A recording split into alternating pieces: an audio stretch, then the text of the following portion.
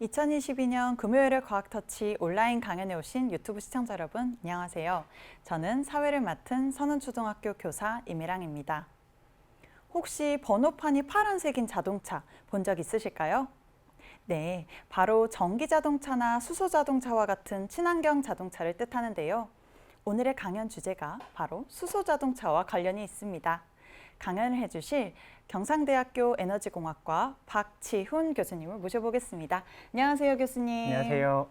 교수님, 오늘은 연료전지 자동차의 핵심, 연료전지란이라는 주제로 강연을 해주신다 하셨는데요.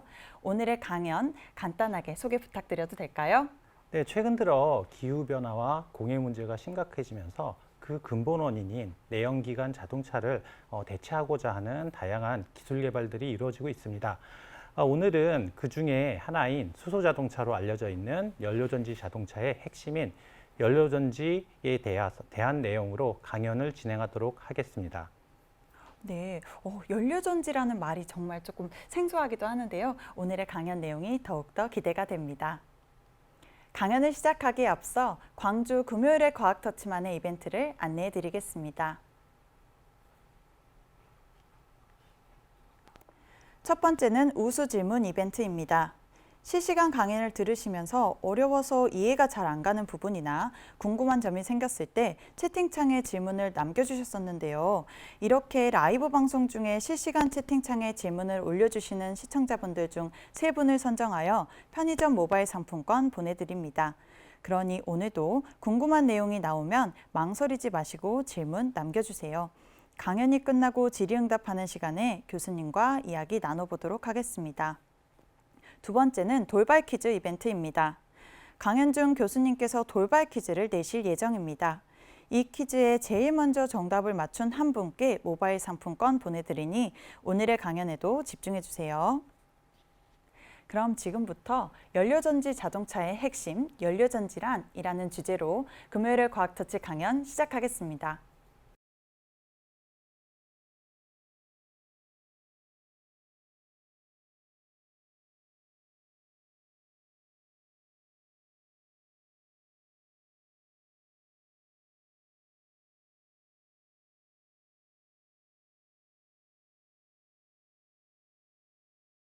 자, 앞서 말씀드린 대로 오늘 연료전지 자동차의 핵심, 연료전지란 내용으로 강연을 진행하도록 하겠습니다. 먼저 이 그림은 저희가 일반적으로 연료전지에 대해서 설명할 때 많이 사용하는 그림인데요. 예를 들면 이제 저희가 학술대회나 이런 저희들 어떤 행사에서 나갔을 때 처음에 딱 띄워놓고 이것이 연료전지에 대한 내용입니다. 라는 내용으로 저희가 설명을 하게 되는데요. 오늘 이 강연에서 사실 가장 중요한 부분은 여러분들께 이 그림, 여기 있는 이 그림의 내용을 이해시키는 것입니다. 일단 연료전지라는 이 제일 위에 있는 단어를 보시면 전기화학적 반응을 이용하여 연료의 화학 에너지를 직접 전기 에너지로 변환하는 장치라고 설명이 되어 있는데요.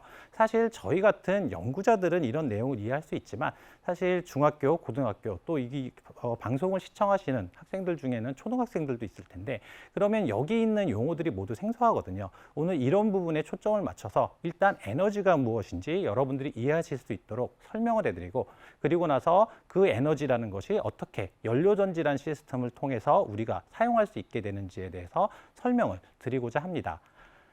그래서 저희가 앞서 연료전지에 대한 위에 있는 내용에서 말씀드린 것처럼 연료라던가 전지, 전기화, 변환, 전기에너지 이러한 단어들의 뜻을 먼저 파악하는 것이 중요한데요. 일단 이런 여러 가지 내용 중에서 가장 중요한 것은 이제 에너지라는 용어가 일단 되겠습니다. 그럼 과연 에너지가 무엇일까? 우리는 에너지를 제대로 이해하고 있는가? 이런 부분을 저희가 먼저 알아야 할 텐데요. 자, 사실 이 에너지라는 말처럼 이렇게 다양하게 여러 정확한 저희가 흔히 말하는 과학적인 정의가 아닌 일반적으로 받아들여지는 단어도 사실은 많지가 않습니다. 먼저 에너지의 정의는 사실 일을 할 수 있는 능력이다. 라고 저희 쪽에선 정의를 하고 이제 과학계에서 쓰이는 용어로는 그렇게 되는데요. 사실 일반적으로 저희 주위에 이제 학생들이나 뭐 저희 애한테 이렇게 물어보면 물체를 움직이게 할 수 있는 능력? 뭐 이런 식으로 사실은 답을 하는 경우가 많은데요. 저희가 여기서 그럼 실제 에너지가 바로 물체를 움직이게 할 수 있는 능력인가? 라는 부분에 대해서 한번 고민을 해보도록 하겠습니다. 자, 여기 그림에 보시면 지금 움직이는 자동차가 있는데요. 자, 이제 자동차가 이제 쌩쌩 달리고 있습니다. 자, 그런데 실제 이 자동차에서 우리가 이 자동차 자체를 에너지라고 하진 않거든요. 그렇다면 이 자동차의 에너지는 과연 무엇일까요? 당연히 우리 모두가 알고 있듯이 이제 휘발유입니다. 석유라고도 하는 휘발유가 될 텐데요. 자, 그럼 저희가 석유를 한번 보겠습니다. 과연 석유는 움직일까요?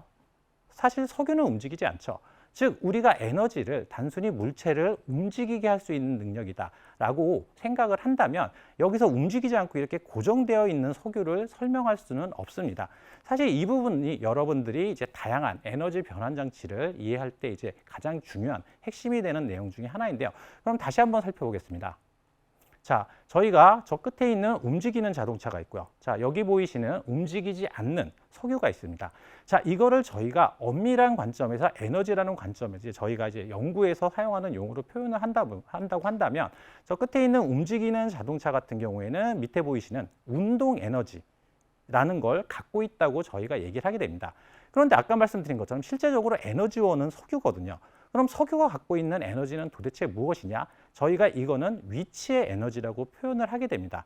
그런데 이 위치 에너지가 사실 특히 이제 여러분들이 중학교나 고등학교 시간에 과학을 배울 때, 물론 저도 그랬고요. 이게 헷갈릴 수 있는 부분 중에 하나인데 사실 위치 에너지라는 용어 자체는 저희가 이제 물리에서 먼저 정의를 하게 됩니다. 무슨 말씀이냐면 지금 제가 빔 포인터를 갖고 있거든요. 이 빔 포인터를 제가 놓는 순간 이렇게 보시는 것처럼 이렇게 빔 포인터는 알아서 떨어지게 됩니다. 그렇다면 얘가 결국 움직일 수가 있는 거죠. 어떤 이 높낮이 차이에 의해서 갖고 있는 에너지, 바로 이걸 저희가 이제 위치 에너지라고 이렇게 표현을 하게 됩니다. 그런데 실제로 이 위치 에너지라는 것을 실제 영어 단어를 살펴보면 밑에 보이시는 것처럼 저희가 포텐셜 에너지라고 표현을 하게 되는데요. 자, 포텐셜이란 말하고 위치 라는 말은 어감이 다르겠죠. 이제 포텐셜이라는 단어를 저희가 쓸 때에는 뭐 예를 들면 어떤 뭐 아이돌 그룹이 새로 나왔는데 포텐셜이 있다라고 하면 어떤 잠재력을 갖고 있다 저희가 이렇게 표현하게 됩니다. 즉 포텐셜이라는 여기 보이시는 단어는 실질적으로 저희가 그대로 번역하게 되면 잠재적인 에너지라고 저희가 표현을 할 수 있는데요.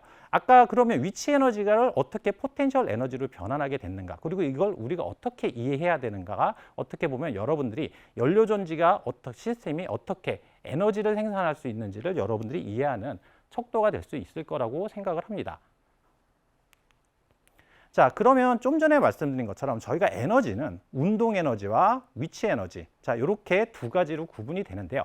이 에너지라는 것이 어떤 형태를 갖고 있느냐에 따라 여기 밑에 보이시는 것처럼 화학 에너지, 전기 에너지, 열 에너지, 태양 에너지, 그리고 핵 에너지처럼 이렇게 에너지가 붙은 여러 가지 그 용어로 저희가 사용을 할 수 있게 됩니다. 그러면 여러분들이 이미 연료전지 자동차, 수소 자동차를 이미 많이 들어서 아시겠지만 실질적으로 여기서 핵심이 되는 거, 그리고 제가 앞서 보였던 프리젠테이션에 들어있었던 바로 화학 에너지와 전기 에너지라는 단어가 여기서 핵심일 거예요.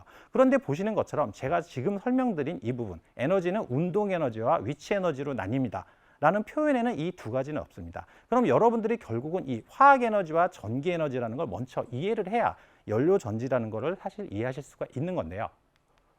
자, 그러면 저희가 앞서 말씀드린 대로 연료전지라는 것은 전기화학적 반응을 이용해서 화학에너지를 직접 전기에너지로 변환하는 장치, 즉 화학에너지와 전기에너지를 이해해야 되는데 이를 위해서는 제일 처음에 연료전지 반응이라고 여기 써 있는 총괄 반응이라는 것을 이해하셔야 됩니다. 여기서 총괄이라는 건 전체 반응이라고 여러분들이 일단 이해하시면 되는데요. 기본적으로 연료전지 반응은 보시는 것처럼 수소와 산소가 만나서 물을 생성하는 반응이 되게 됩니다. 자, 그러면 수소와 산소가 만났는데 그리고 얘네들이 물로 변했는데 왜 에너지가 나오는 것일까? 자, 이거를 이해하는 것이 첫 번째 이제 단추가 될 텐데요. 보시는 것처럼 일단 화학 에너지를 이해를 해야 됩니다. 화학 에너지라는 것은 화학 결합에 의하여 물질 내에 보존되어 있는 에너지를 말하는데 물질의 화학 변화로 이 에너지는 변화하여 방출 또는 흡수된다 라고 이제 백과사전에 사실 나와 있는데요. 이렇게 약간 뜬구름 잡는 얘기로는 저희가 이해할 수 없죠. 자, 그러면 저희가 실질적으로 여기 보이시는 것처럼 이 그림을 통해서 간단하게 저희가 이해를 해보도록 하겠습니다. 자, 연료전지 반응에는 수소와 산소와 물이 필요한데 일단 산소까지 들어가면 그림이 복잡해지니까 여기 심플하게 수소와 물만으로 일단 표현을 제가 했습니다. 자, 만약에 저희가 라이터를 이용해서 불을 붙인다라고 한다면 자, 보시는 것처럼 수소, 물 어떻게 될까요? 자, 실질적으로 당연히 여러분들이 사실은 이해를 하고 계시겠지만 수소는 터지겠죠. 자, 그리고 물은 오히려 불을 꺼트리게 됩니다. 자, 그렇다면 저희가 여기서 나타나는 수소와 물의 차이는 과연 무엇일까요? 자, 우리가 어떤 에너지라는 관점에서 봤을 때 수소는 우리가 상대적으로 높은 에너지를 갖고 있다. 물은 상대적으로 낮은 에너지를 갖고 있다. 이렇게 저희가 표현을 하게 됩니다. 자, 그런데 아까 말씀드린 것처럼 저희가 에너지에 대해서 정확하게 이해를 하고 있지 못한 상황에서는 사실 높다 낮다라는 부분이 직접 와닿지는 않으실 수 있을 텐데요. 그러면 저희가 이렇게 한번 말을 바꿔보겠습니다. 자, 보시는 것처럼 수소는 상대적으로 불안정하다. 그리고 물은 상대적으로 안정하다. 자, 이렇게 저희가 표현해 보면 단번에 이해가 가죠. 불안정하기 때문에 저희가 불을 붙이면 터질 것이고요. 그리고 다른 형태, 즉 물이라는 형태로 형태를 바꾸게 될 것입니다. 그런데 물이라는 건 상대적으로 안정하기 때문에 불이라는 어떤 에너지를 가해도 열을 가해도 결국은 그 불을 오히려 꺼트리지 자기 자신은 바뀌지 않는 이런 것을 저희가 알 수 있는데요. 이걸 실질적으로 에너지란 관점, 좀 전에 말씀드린 것처럼 높은 에너지, 낮은 에너지라는 관점으로 표현을 하게 되면 보시는 것처럼 이러한 도표를 저희가 그리게 됩니다. 그래서 에너지의 높이를 상대적으로 표현해서 자, 여기 보시는 것처럼 상대적으로 높은 에너지, 결국 아까 말씀드린 것처럼 불안정한 에너지가 되고요. 상대적으로 안정한 에너지, 낮은 에너지가 되겠죠. 자, 그러면 저희가 일단 수소, 산소, 그리고 물은 일단 잊어버리고요. 자, 위쪽에다가 어떤 공을 올려놨다고 했을 때 그 공을 잡고 있는 손을 저희가 놓는다고 생각하면 공이 쭉 굴러서 내려오게 됩니다. 자, 그러면 여기서 아까 제가 빈 포인터로 잠깐 보여드렸던 결국 이것은 높은 곳에 있다가 좀 더 안정한 낮은 곳으로 이동하는, 즉 위치 에너지의 변화가 있구나라고 예상하실 수 있을 것이고요. 그거와 동일한 관점으로 화학 물질도 바라볼 수가 있다라는 부분이 됩니다. 자, 그럼 여기서 이제 가장 궁금한 부분일 텐데요. 단순히 수소라는 물질, 산소라는 물질, 그리고 물이라는 물질, 어떤 원자들로 이루어진 물질이 있는데 얘네들이 어떻게 에너지를 높은 에너지를 갖고 있고 낮은 에너지를 갖고 있느냐. 사실 이 부분이 여러분들이 좀 궁금하실 수 있는데요. 자, 이 부분은 사실은 이제 화학에 대해서 깊은 얘기까지 가야 되기 때문에 저희가 다 설명해 드리면 너무 얘기가 길어지지만 간단하게 말씀드리면 제가 항상 화학을 가르치면서 학생들한테 강조하는 부분인데요. 화학 물질, 어떤 화학 물질에 있어서 에너지는 결합에 숨어 있다라고 제가 얘기를 합니다. 즉 무슨 얘기냐면 서로 친해질 수 있는 물질들이 붙어 있는 때는 안정하고요. 서로 친해지기 어려운 물질들이 붙어 있으면 불안정하게 되는 거죠. 자, 그 얘기는 결국 이 그래프에서 보셨을 때 수소, 자, 수소 두 개가 붙어 있는 수소라는 분자는 서로 친해지기가 힘들기 때문에 불안정하다라고 할 수 있고요. 자, 산소. 그런데 산소는 수소에 비해서는 상대적으로 안정합니다. 무슨 얘기냐면 여러분들이 수소 원자는 이 지구상에서 제일 많은 원자 중에 하나입니다. 원소 중에 하나예요. 근데 실제로 여러분들이 수소라는 기체를 볼 일은 거의 없습니다. 뭐 수소 자동차 안에 있는 수소통 이런 식으로 볼 수 있지 수소 기체라는 건 이 지구상에 거의 돌아다니지 않거든요. 그 이유는 뭐냐면 여기 있는 수소 자체가 불안정하기 때문에 다른 물질로 결합을 바꿔서 즉 안정한 다른 원자를 찾아가서 그 안정한 상태로 변한 채로 원소가 존재를 하게 됩니다. 자, 그럼 결론적으로 이 수소와 산소가 갖고 있는 에너지와 물이 갖고 있는 에너지 사이에 차이가 존재하는데 즉 에너지 변화량이 존재하게 되는 거죠. 이 변화량이 결국 저희가 에너지로 쓸 수 있는 물질이 됩니다. 자, 여러분들이 이제 화학을 공부하실 때 이런 화학 반응에 대해서 조금 어려워하실 수가 있는데요. 사실 화학 반응은 마치 더하기 빼기, 곱하기 나누기 같이 저희가 계산을 할 수 있습니다. 무슨 말씀이냐면 저 위에서 보시면 아까 말씀드렸을 때 수소와 산소가 있고 그 다음에 물, 여기 보이시는 물하고는 서로 에너지 차이가 존재하거든요. 즉 수소와 산소에서 에너지 변화량을 빼면 바로 여기 있는 물이 되는 거예요. 그러면 이 에너지 변화량, 마이너스인 에너지 변화량을 반대쪽으로, 물 쪽으로 이렇게 넘기게 되면 여기서 보시는 것처럼 부호가 플러스로 바뀌면서 에너지 변화량이 되고요. 그 얘기는 뭐냐? 수소와 산소를 반응시켰을 때 최종적으로 나올 수 있는 물질은 물하고 에너지라는 것을 저희가 이해를 할 수 있게 되는 겁니다. 자, 그러면 저희가 다시 요 연료전지 그림으로 돌아왔는데요. 아까 말씀드린 것처럼 저희가 화학 에너지는 일단 이해를 했어요. 아, 대충 어떤 건지 알겠다. 자, 화학 결합이고 모양을 바꾸면 에너지 차이가 나타나는구나. 요건 알겠습니다. 그런데 연료전지라는 건 기본적으로 화학 에너지를 전기 에너지로 바꾸는 것이기 때문에 저희가 다음으로는 전기 에너지를 이해를 해야 되고요. 그리고 그러면 화학 에너지를 전기 에너지를 어떻게 변환하느냐. 자, 이 부분을 저희가 이해를 해야 됩니다. 자, 아까 저희는 요 밑에 있었던 총괄 반응을 보셨는데요. 이제 위로 잠깐 보시면 빨간색으로 표시된 전자, E-라고 표현된 게 있습니다. 이때 E-는 저희가 전자를 표시하는데요. 전자는 여러분들이 이제 중고등학생들은 과학에서 시간에도 배우셨겠지만 원자를 물질을 구성하고 있는 것이 원자고 그 원자를 다시 쪼개게 되면 이제 그 양성자와 그다음에 전자로 이렇게 나눠지게 됩니다. 자, 그래서 결국은 원자 안에 숨어 있는 건데요. 이 연료전지 반응에서는 원자 안에 숨어 있어야 되는 전자가 여기 보이시는 한쪽, 저 반대편 전극에서 반대편 전극으로 이동을 하게 됩니다. 자, 그러면 제가 전기 에너지를 빨간색으로 표시해 놓고 전자를 빨간색으로 표시했다는 건 이 전기 에너지와 이 빨간색으로 표시된 전자가 서로 밀접한 상관관계를 갖고 있다는 건데요. 자, 여기 보시는 것처럼 기본적으로 전자라는 것은 화학결합은 아까 말씀드린 대로 원자를 양성자와 전자로 이루어져 있는데 그 전자를 통해서 화학결합을 이루게 됩니다. 서로 전자를 주고받으면서 결합을 하고 분해가 되고 이렇게 되는데요. 아까 그렇다면 이런 서로 화학결합을 한다, 즉 재배열이 일어난다는 부분은 전자를 주고받는 현상이라고 저희가 얘기할 수 있고요. 그러면 결국 전자를 주고받는다는 건 전자가 흐른다라고 저희가 얘기할 수 있습니다. 그런데 전자가 흐른다는 걸 저희가 전류라고 정의를 하는데요. 전류라는 건 저희가 한자로 전기할 때의 전자와 흐를 유자를 써서 결국 전기의 흐름 인데 실제로 저희가 과학적으로 증명된 바로는 이 전기는 결국 전자의 흐름이기 때문에 전류라는 건 전자의 흐름이고요. 그럼 앞서 말씀드린 것처럼 화학 반응을 통해서 전자가 흐른다면 그 흐르는 것이 전기를 발생시킬 수 있다라고 저희가 얘기를 할 수 있습니다. 이런 전기와 화학 반응을 그래서 서로 연결시킨 걸 저희가 전기화학이라고 하고요. 여러분들이 아마 공대 쪽에서 뭐 화학공학과나 이런 쪽으로 가시게 되면 아마 반드시 듣게 될 과목 중에 하나가 될 겁니다. 자, 그러면 저희가 화학 에너지가 무엇인지를 배웠고요. 전기 에너지, 전자와 관련된 전기 에너지를 배웠어요. 그리고 여기서 밑에 보시면 에너지가 어떻게 나오는지를 배웠습니다. 그렇다면 결국 저희가 이 반응을 전체적으로 묶으면 화학 에너지, 즉 수소와 산소가 서로의 결합, 화학 결합을 배열을 바꾸면서 전자를 주고받고 그 전자가 그 전극의 한쪽에서 그 반대쪽으로 넘어가면서 결국은 전류로 되고 전류는 전기를 발생시킨다라고 저희가 이해할 수 있다는 거죠. 자, 실제 연료전지 구성을 보시면 다음과 같이 이루어져 있는데요.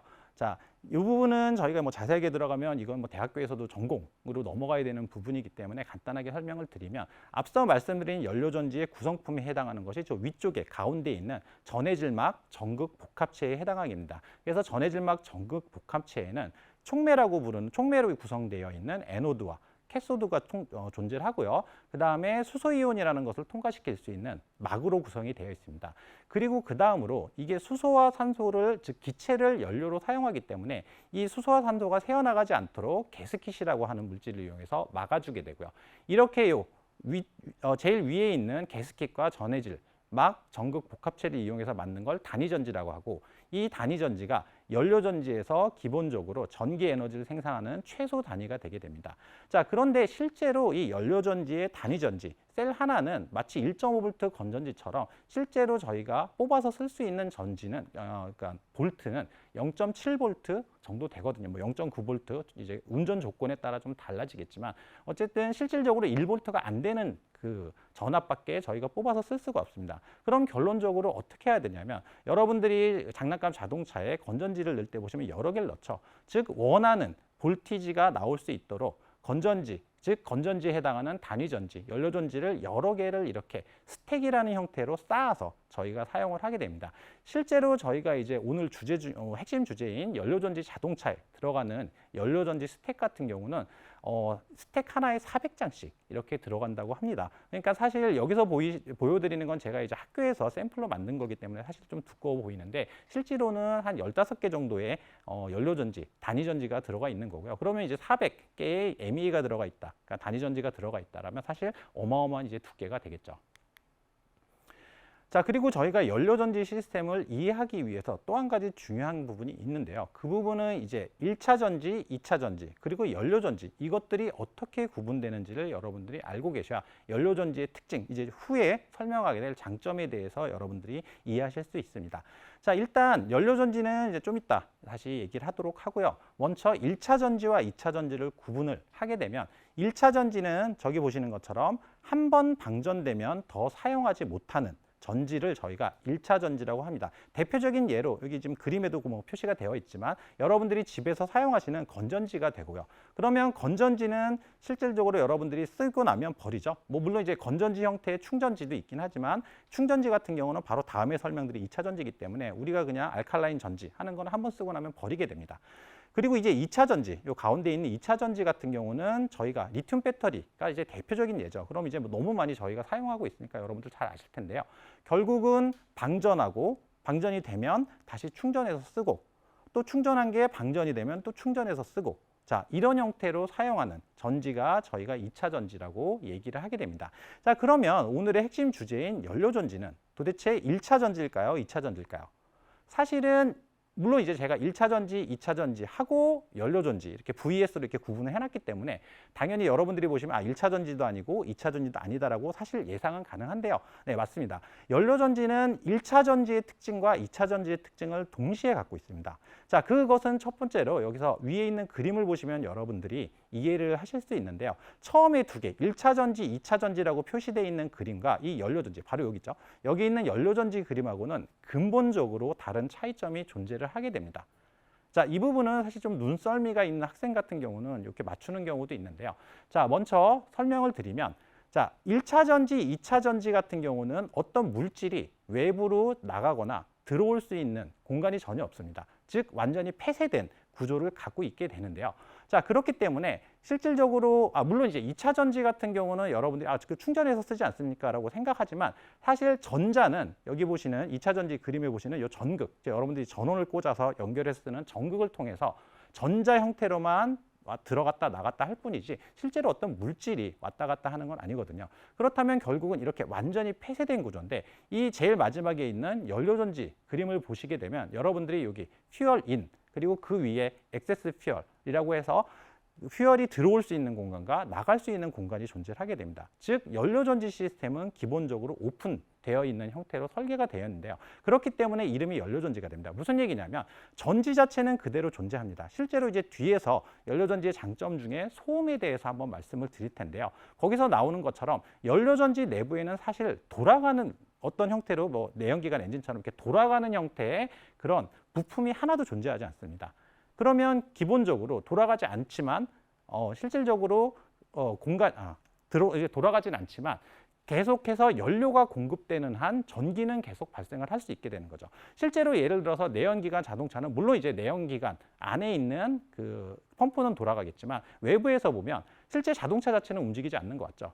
연료를 넣으면 에너지가 발생하고 그리고 그 연료는 이제 배기가스 형태로 배출되는 즉 그거와 동일한 형태를 이루게 됩니다. 이것이 저희가 1차 전지, 2차 전지 완전히 폐쇄된 이 두 구조를 가지고 있는 전지와 연료전지의 가장 근본적인 차이점이 되고요. 바로 이 부분이 저희가 그 내연기관을 대체할 수 있는 자동차로서 수소 자동차가 유력한 후보 중에 하나로 꼽히는 이유로 저희가 볼 수가 있습니다.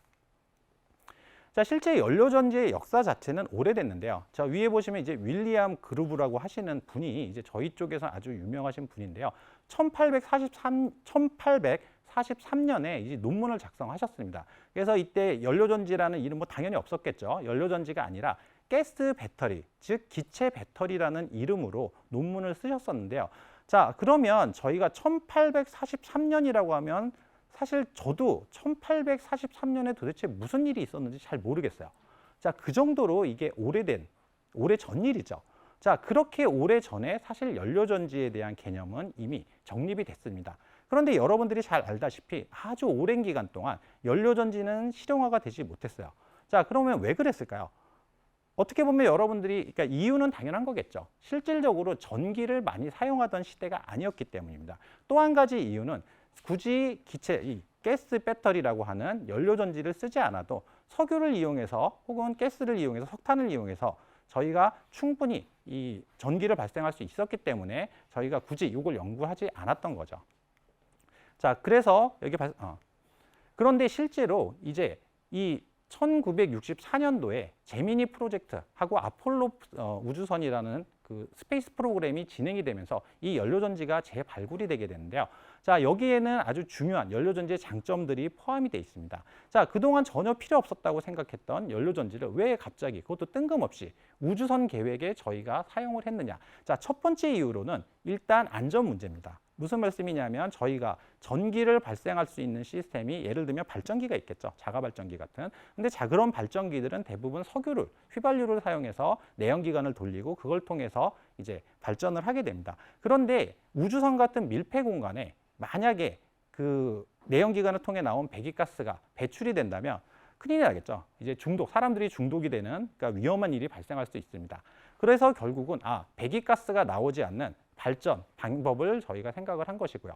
그리고 두 번째로는 뭐냐면 실제로 로켓의 내부 연료는 수소를 사용하는, 그러니까 액체 수소를 사용하는 경우가 많습니다. 즉 굳이 로켓에 있지도 않은 휘발유를 갖고 와서 발전기를 돌릴 바엔 로켓 내부에 충분히 있는 수소를 이용해서 전기를 발생시켜보자 하는 아이디어로 결국 우주 비행선에서 연료전지를 이용하게 됐고요. 그를 통해서 연료전지가 다시 재발굴이 되게 됩니다.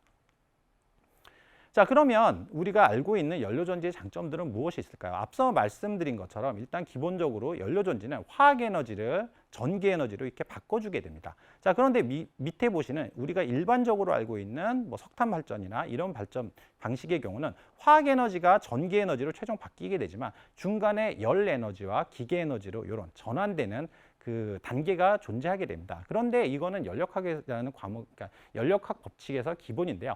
에너지가 변환되는 단계가 많으면 많을수록 그 단계에서 열 손실이 일어나게 됩니다. 즉 효율의 손실이 일어나는 거고요. 그렇기 때문에 결론적으로 단계가 화학에서 전기로 바로 가는 연료전지의 경우 높은 효율을 달성할 수 있고요. 또 앞서 말씀드린 것처럼 공해물질이 없죠. 물만 나오게 되니까요. 그리고 그 다음으로 소음이 없고 그 다음에 연료전지 반응에서는 앞서는 제가 표현을 하진 않았지만 열이 생산이 되게 됩니다. 그 열을 통해서 열 병합 발전도 저희가 가능하게 된다는 장점을 가지고 있습니다.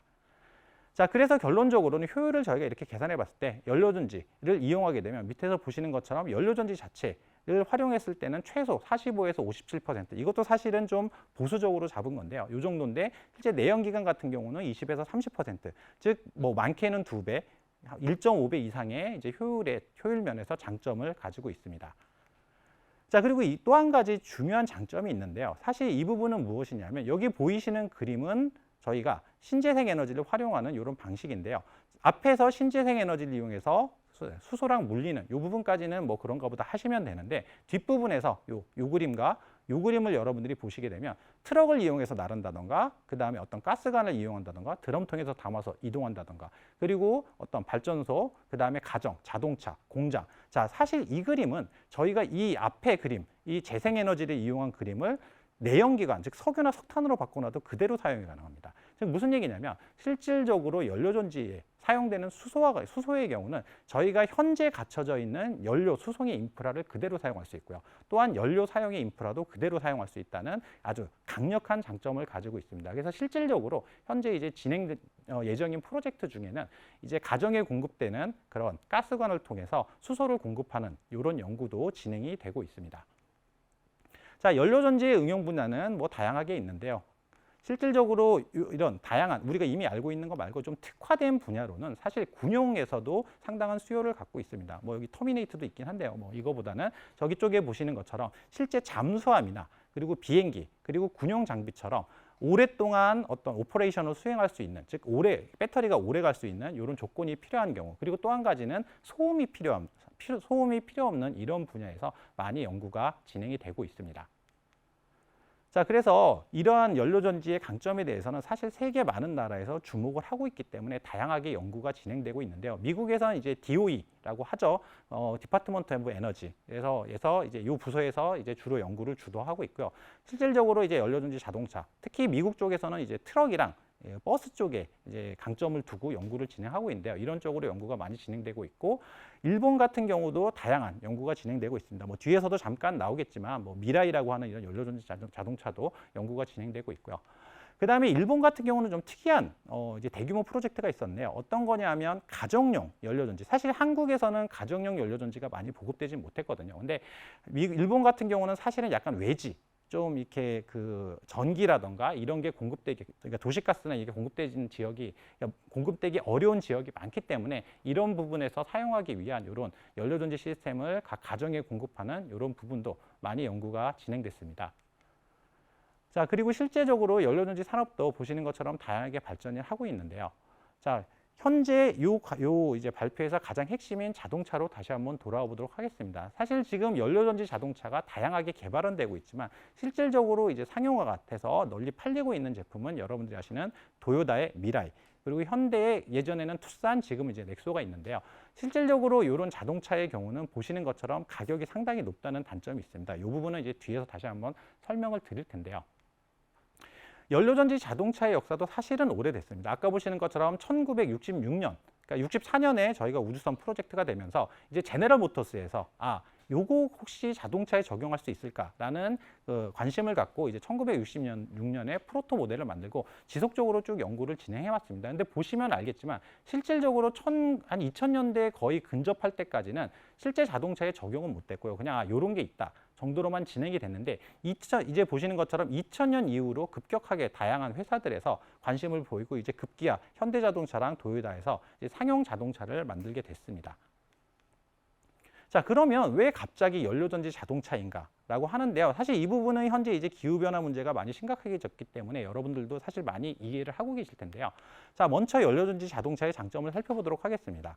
자, 내연기관 자동차랑 이제 연료전지 자동차를 비교해 볼 텐데요. 사실 오늘 발표에서 이 부분은 생략을 하지만 이제 연료전지 자동차의 강력한 경쟁자 중에 하나는 전기 자동차가 있습니다. 근데 이제 연료전지 자동차의 장점이 이 전기 자동차와 겹치는 부분이 많기 때문에 이 두 부분의 비교는 뺐고요. 일단은 기존의 내연기관 자동차랑 한번 비교를 해보도록 하겠습니다. 자, 먼저 가장 저희가 잘 알고 있는 장점은 바로 이거죠. 석유 대체. 자, 연료전지 자동차는 당연히 저희가 수소와 산소를 이용해서 물만 발생하는 이런 시스템이기 때문에 화석연료인 석유를 사용하지 않습니다. 그런데 내연기관 자동차는 이제 휘발유를 이용해서 가야 되죠. 그렇기 때문에 결국은 우리가 지금 귀중한 에너지원 중에 하나인 석유, 그리고 공해 문제에 있어 가장 근본 원인이라고 이제 지칭되고 있는 이런 화석연료를 줄이기 위해서 저희가 연료전지 자동차를 써야 한다라고 저희가 일단 얘기를 하고 있습니다. 그런데 저희가 한 가지 좀 봐야 될 부분이 있는데요. 자, 이거 거의 10년, 20년 전에도 나왔던 자료인데 결국 석유가 어느 시점이 지나면 그 석유가 고갈이 된다라는 내용입니다. 그리고 이제 또 한 가지 가장 중요한 문제는 이제 오일 가격인데요. 자, 실제로 오일의 이제 유가를 저희가 이제 IEA라는 이런 에너지 그룹에서 이제 조사를 했는데 항상 이런 식으로 예측을 합니다. 어느 시점이 되면 오른다, 안 오른다, 유지된다. 이렇게 저희가 이제 예측을 하게 되는데 실질적으로 이 이후의 유가 변화를 보시는 것처럼 피크를 찍고 다시 떨어졌습니다. 물론 지금은 아주 고유가 시대가 됐지만 이것도 사실은 계속 이 상태로 가진 않을 가능성이 있거든요. 즉 그렇기 때문에 우리가 단순히 유가에 의해서 고유가니까 석유를 아껴야 되니까, 그러니까 고유가니까 연료전지 자동차를 개발해야 된다라는 부분은 사실은 맞지가 않다고 봅니다. 다만 저희가 반드시 기억해야 될 건 앞으로 당연히 수송 분야에 수요가 집중될 것이고 그렇기 때문에 이 집중되는 석유 수요량을 분산을 시키기 위해선 당연히 대체기관이 필요하게 되는 거고요. 또 한 가지 중요한 사실은 실질적으로 저희가 어떤 에너지원으로서만 생각하지만 석유라는 건 우리 주위를 이루고 있는 모든 물질에 필요합니다. 무슨 얘기냐면 특히 플라스틱이라고 할 수 있는 거, 그리고 의류, 섬유 이런 부분들도 사실은 다 석유에서 만들어지기 때문에 결국은 만약에 우리가 지금 현재 이런 플라스틱이나 이런 부분을 대체할 방법은 현재로서는 없는 상태거든요. 그렇다면 결론적으로 우리가 하루라도 더 오래 이런 제품들을 사용하자고 한다면 자동차나 어떤 화력발전 이런 데 들어가는 석유, 석탄을 줄일 수 있는 방안을 저희가 찾아야 한다는 부분이고요. 다음으로 또 한 가지 장점은 당연히 이제 현재 이슈가 되고 있는 친환경입니다. 앞서 말씀드린 것처럼 연료전지 자동차 같은 경우는 물밖에 발생이 되지 않습니다. 그렇기 때문에 대기오염 물질인 CO2가 발생하지 않고요.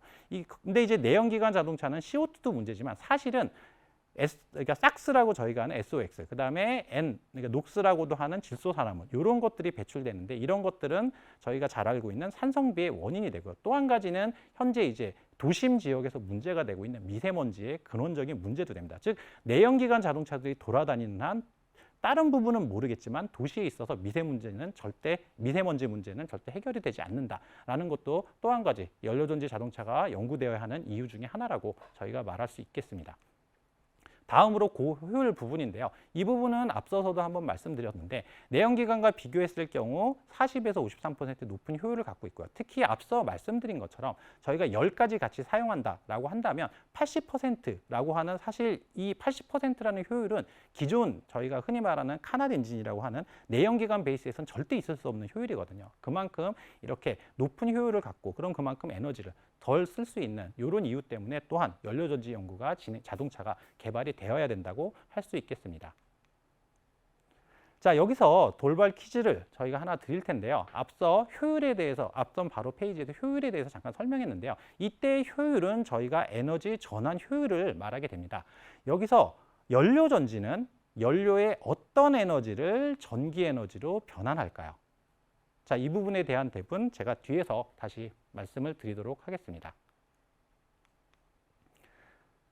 자, 이 부분 여러분들이 발표 자료 참고해 주시고요.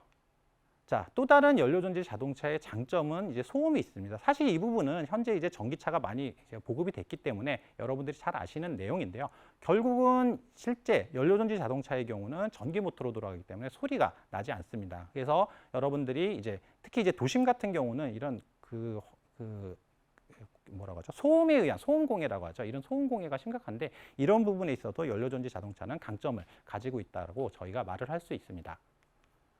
자, 물론 그렇지만 연료전지 자동차에 또 여러 가지 다양한 단점을 갖고 있는데요. 먼저 저희가 가장 중요한 단점 중에 하나가 이제 가격 경쟁력입니다. 실제로 자동차 연료전지 같은 경우는 이제 백금이나 뭐 전해질막 이런 것들이 사실 다 고가거든요. 그리고 이제 현재 아직 대량 생산 단계에 접어들지 못했기 때문에 실질적으로는 현재 기준으로 가격이 7천만 원 정도에 이제 달하는데 7천만 원 가격으로 이제 넥소라는 그 정도 사이즈의 SUV를 산다. 사실은 선뜻 이제 구매하기 힘들겠죠. 그렇기 때문에 현재는 보조금이 이제 지원이 되고 있는데요. 만약 이러한 보조금이 수반이 되지 않는다면 이런 가격 경쟁력은 사실 역전되기 힘든 부분이 있습니다. 다만 이런 부분은 추후에 이제 대량 생산을 통해서 어느 정도 가격 저감이 가능할 것으로 예상되고 있고요. 또한 이제 친환경 어떤 자동차를 보급하기 위한 보조금 정책은 계속 지속될 것으로 보기 때문에 이제 이런 부분을 통해서 이제 해결이 어느 정도 가능하지 않을까 기대하고 있습니다. 또한 이제 저 같은 연구자의 입장에서는 이런 데 들어가는 백금 촉매라던가 전해질막을 좀 더 저가인 물질로 바꾼다면 이제 이런 가격 경쟁력을 해결하는 데 이제 기여를 할 수 있지 않을까라고 이제 기대를 해보고 있습니다. 다음으로 이제 내구성 문제인데요. 내구성 문제는 이제 이런 전기 자동차를 포함한 연료전지 자동차 이런 자동차들이 사실 문제가 되고 있는 부분 중에 하나인데 연료전지 자동차에 들어가는 부품들의 경우 아주 강한 산성 조건에서 이제 엔진이 돌아가게 됩니다. 그렇기 때문에 실질적으로 그런 상성 조건을 버틸 수 있는 이런 소재들을 개발하는 게 중요한데요. 이런 부분들은 사실 저희 같은 이제 연구자들이 이제 짊어져야 할 문제라고 일단 생각을 하고 있습니다. 다음으로 이제 수소 공급 인프라 문제인데요. 사실 연료전지 자체의 어떤 문제가 아닌 그러면서도 가장 이제 연료전지 보급에 장애물이 되고 있는 것이 바로 수소 공급 인프라 문제인데요. 사실 현재 이제 수소 충전소가 그렇게 많이 건설이 되어 있지 않습니다. 그러다 보니까 결국은 저희가 예를 들어 서울에서 부산을 왔다 갔다 할 때 물론 이제 지금 연료전지 자동차가 이제 600km 정도 간다고 하지만 중간에 어디선가 어쨌든 멈추게 되면 불안해서라도 수소 충전을 꼭 해야 되는 이제 이런 부분이 생기게 됩니다. 그런데 주위에 수소 충전소가 없다라고 하면 이제 운전자가 이제 불안해하겠죠. 사실 그런 부분들이 심적으로 연료전지 자동차를 구매하는 데 있어서 가장 큰 장벽으로 현재 이제 조사가 되고 있습니다. 그래서 이 부분은 결국 뭐 어떤 자동차 회사만의 힘으로 혹은 어떤 연료전지 연구자의 힘만으로는 할 수 없는 부분이고 결국은 이제 정책적으로 좀 해결이 되어야 되지 않나라고 하고 있고 이제 현재 정부에서도 이런 시급성을 알고 있어서 이제 노력을 하고 있는 것으로 이제 알고 있습니다. 자, 그래서 이제 저희가 특히 저같이 수소 에너지를 연구하는 연구자들은 보통 이런 수소 소사이어티를 저희가 생각을 하는데요. 수소라는 에너지원 자체를 현재 친환경 관점에서 쓸 수 있는 방식은 연료전지밖에 없습니다. 그렇다면 당연히 이런 수소 경제 그리고 연료전지 자동차에서 가장 중요한 핵심이 연료전지가 될 것이고요. 앞으로 이제 저희 같은 연구자들도 이런 이제 연료전지를 좀 더 좋은 제품을 만들어 상용화할 수 있도록 노력을 열심히 하도록 하겠습니다. 경청해 주셔서 감사합니다.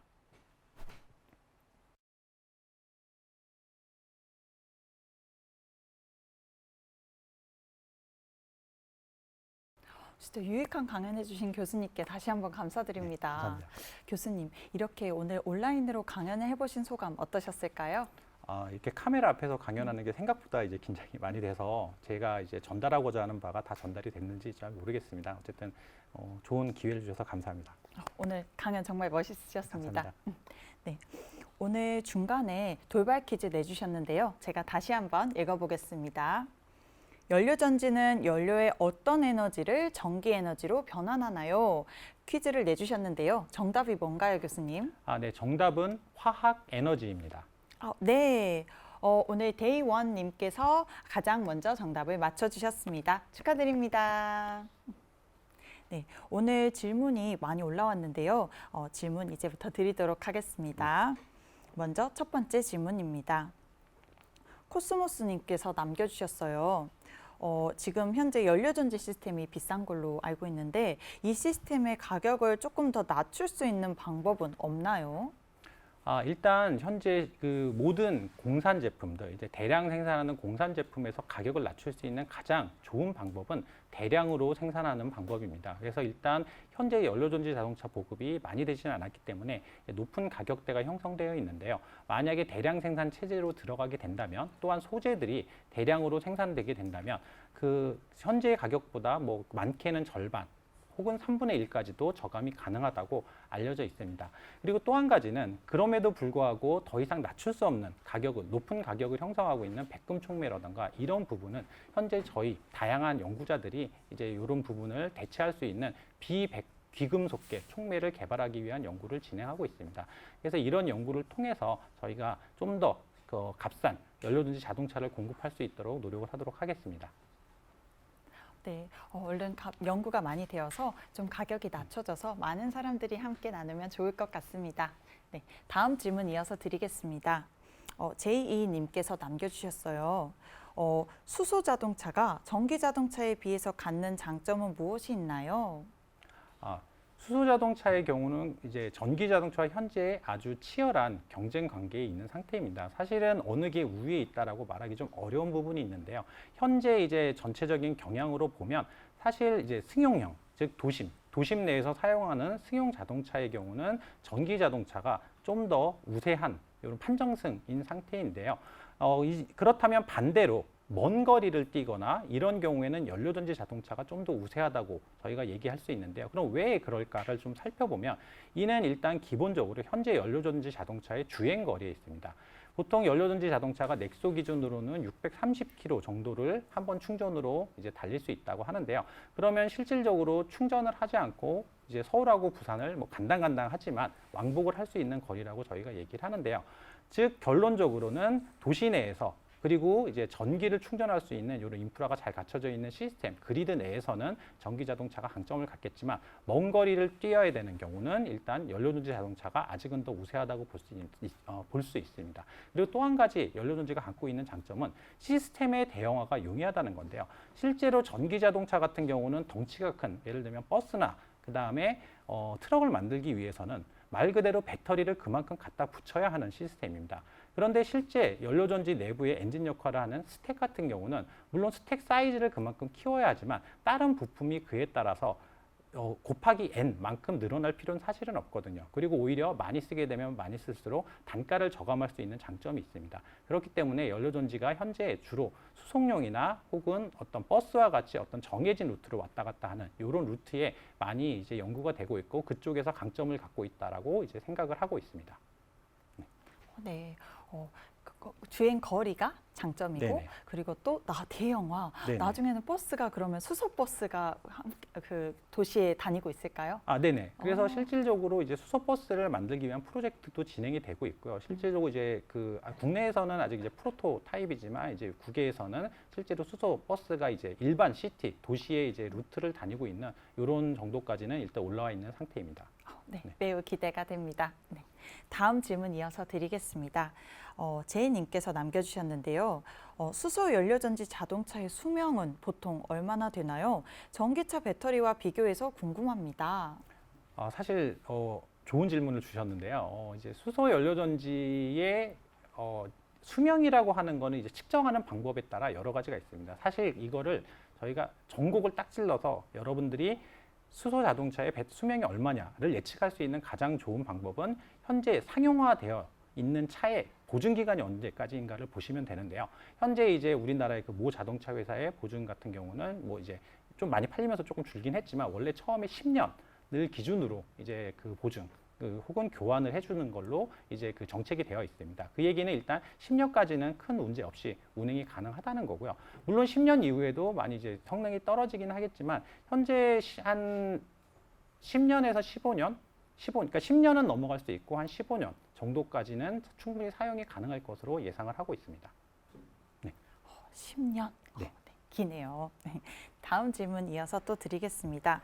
고라니 PD님께서 남겨주셨어요. 연료전지의 저장 용량을 늘리기 위해서 또는 부피를 줄이기 위해서 지금 어떤 노력을 하고 계신가요? 네.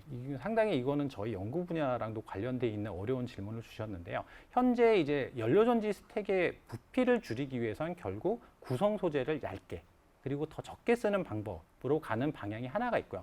그런데 사실 그런 식으로 해서 부피를 줄일 수 있는 것은 한계가 있습니다. 그럼 다른 방법은 뭐냐 하면 실질적으로 연료전지 시스템뿐만 아니라 내연기관도 마찬가지인데요. 실질적으로 의외로 아주 큰 부피를 차지하고 있는 것들이 물 관리와 관련된 프로세스들입니다. 그렇기 때문에 연료전지 자동차는 특히 이제 그 수소와 산소가 공급이 될 때 그 가습된 상태로 공급이 돼야 되기 때문에 그 물을 공급하기 위한 시스템이 생각보다 크거든요. 그래서 이제 그러면 물이 공급되지 않아도 자동차가 굴러갈 수 있으니까 연료전지 시스템이 작동을 할 수 있는 저가습 상태에서 운전이 가능한 연료전지 소재 그리고 시스템 개발이 현재 이제 활발하게 진행이 되고 있습니다. 그렇게 되면 결국은 그 안에 물 관리 시스템이 들어가지 않아도 되기 때문에 상대적으로 훨씬 큰 부피를 저희가 이제 줄일 수 있게 되는 거죠. 저가습 상태. 네, 맞습니다. 새로운 걸 하나 알았네요. 네, 고라니 PD님께서 질문을 하나 더 남겨주셨어요. 앞으로 연료전지의 변화는 어떤 부분에 초점을 맞춰야 할까요?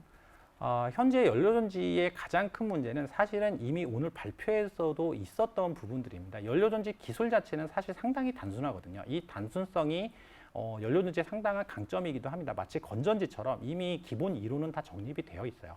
근데 문제는 뭐냐면 그 연료전지를 구성하고 있는 소재 부품이 너무 비싸다는 거죠. 그렇기 때문에 현재 이제 기술 개발도 그 방향으로 진행되고 있고 결론적으로도 연료전지 시스템이 상용화되고 앞으로 나아가야 할 방향은 어떻게든 소재를 대체하고 저가 소재로 대체해서 전체 시스템의 가격을 낮추고 내구성을 향상시키는 이 방향으로 가는 게 가장 이제 중요하다고 할 수 있습니다.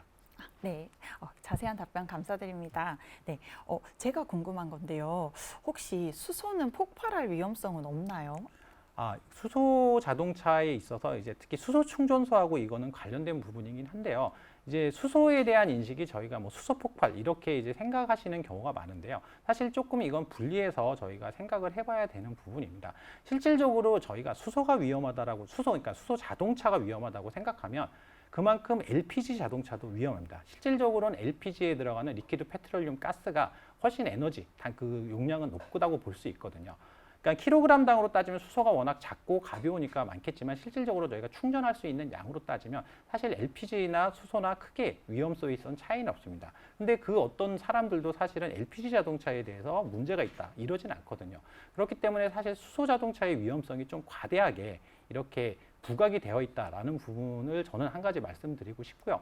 하지만 그럼에도 불구하고 폭발할 수 있으니까 위험하다는 사실 맞습니다. 그런데 실질적으로 이런 폭발 가능성을 줄이기 위한 다양한 기술들이 개발이 되고 있습니다. 그래서 심지어는 그 수소 현재 이제 자동차에 쓰이고 있는 수소 탱크를 뭐 정말 던져본다던가 거기다 총을 쏴본다던가 해도 수소 가스가 폭발한 적은 없다고 할 정도로 이제 그런 부분에 있어서 안전성은 이제 보장이 되고 있다라고 생각을 하고 있습니다. 물론 다만 그럼에도 불구하고 만에 하나의 가능성은 남아 있기 때문에 이제 그런 부분을 해결하기 위해서는 이제 제조업체라던가 그리고 이제 연구자들이 또한 노력이 이제 필요할 것으로 예상하고 있습니다. 네, 제가 즉석에서 질문 드렸는데 긴 답변 정말 이해가 되었습니다. 네, 다음 질문 또 이어서 드릴게요. 치킨님께서 남겨주셨어요. 앞으로 석유나 석탄 에너지가 사라지고 환경 오염을 줄여나가는 연료전지 에너지로 교체하는 사회적 인프라 시스템으로 충분히 과연 대처가 가능할까요? 일단 이 부분은 아까 말씀드린 것처럼 사실 수소 에너지하고 연료전지라고만 딱 보면 정말 말하자면 이제 퍼펙트한 솔루션이라고 저희가 볼 수 있겠죠. 전기 자동차까지 포함을 해서요. 그런데 실제로는 이제 이런 부분에 대한 지적도 나오긴 하는데요. 현재 시스템에서는 저희가 수소 자체가 석유 그리고 석탄에 의해서 생산되는 부생수소 방식으로 생산이 되고 있기 때문에 실질적으로는 수소를 쓴다는 게 완벽하게 친환경 상태는 아닌 거는 사실입니다. 그렇기 때문에 이런 부분을 이렇게 해결하기 위해서 현재 이제 정책적으로나 이제 연구자들도 수전의 시스템을 즉 신재생 에너지와 맞물려서 생산할 수 있는 이런 연구 개발들을 많이 진행되고 있고요. 현재 이제 그런 프로토타입에 개발하여 이제 실제 실증화 연구도 많이 진행되고 있습니다. 만약에 이런 신재생 에너지라든가 재생 에너지, 즉 환경, 친환경적인 에너지원을 통해서 수소를 생산하고 이 수소를 통해서 저희가 연료전지 시스템을 구동할 수 있는 완벽한 이제 수소 경제가 이루어지게 된다면 저희가 최소한 이제 에너지 문제에 있어서 어떤 내연기관이나 이런 에너지원으로 사용하는 이런 에너지, 그러니까 석유나 석탄 같은 화석 에너지의 대체 부분을 해결할 수 있다라고 생각을 합니다. 네, 그러면 교수님께서 생각하시기에 지금 수소 자동차가 약간 보급화처럼 되기까지는 몇 년 정도 예상하실까요? 사실 어려운 질문인데요. 일단 저희가 현재 수소 자동차의 보급은 사실은 예상치 못한 복병이 존재했습니다. 아까 말씀드린 수소 충전소 문제인데요. 이제 이런 수소 충전소 문제는 사실 정책적으로 해결이 돼야 되기 때문에 이제 정책적으로 지원이 있어야 하고요. 물론 현재 지원을 하고 있고요. 만약에 이러한 정책들이 성공적으로 이제 지원이 된다면 사실 전기 자동차도 한 전기 자동차가 이제 그 어떤 특정 업체에서 확 보급이 되기 전까지 한 5년 전만 해도 아무도 전기 자동차가 이렇게 우리 주위에 흔히 보일 수 있을 거라고 생각을 못했습니다. 그래서 만약에 정책적인 이런 부분이나 수소 충전소나 이런 어떤 연료전지 시스템 이외의 문제들이 잘 해결이 된다면 향후 10년 이내에는 저희가 전기 자동차만큼의 수소 자동차를 볼 수 있지 않을까라고 이제 조심스럽게 예상을 해봅니다. 네, 환경을 예민하게 생각하는 요즘 교수님께서 설명해 주신 수소 자동차, 즉 연료전지 자동차에 대해서 많은 사람들이 알고 또 기대하는 그런 미래를 저도 기대해 보겠습니다. 네, 이것으로 질의응답을 마치도록 하겠습니다. 긴 시간 동안 이렇게 자세하게 질의응답에 대답도 해주시고 멋진 강연 다시 한번 감사드립니다. 감사합니다. 다음 금요일의 과학터치 강연 안내입니다. 본 강연은 8월 19일 금요일 저녁 7시 유튜브 실시간으로 전남대학교 김정일 교수님을 모시고 식물은 어떻게 빛에 반응할까요? 라는 주제로 강연 예정입니다. 도입 강연은 숭의과학기술고등학교 박성우 교감선생님께서 4차 산업과 드론이라는 주제로 강연 후 영상을 탑재하겠습니다. 많은 시청 부탁드립니다. 오늘은 연료전지 자동차의 핵심, 연료전지란이라는 주제로 경상대학교 에너지공학과 박치훈 교수님의 강연을 들어보았습니다. 교수님과는 여기서 끝인사 드리겠습니다. 감사합니다. 감사합니다. 지금까지 시청해주신 여러분들 다음 강연으로 또 뵙겠습니다. 감사합니다.